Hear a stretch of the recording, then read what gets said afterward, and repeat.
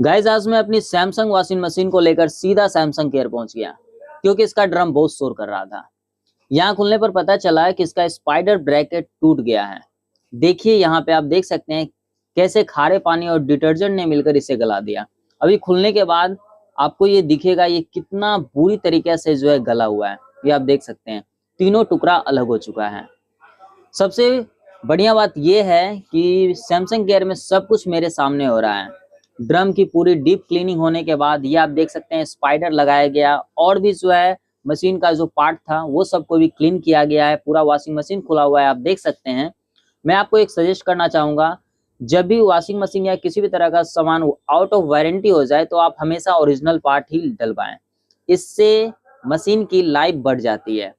तो फाइनली हमारा washing machine जो है कंप्लीट होने वाला है। ये आप देख सकते हैं मेरा front load washing machine complete हो चुका है 8 केजी वाला।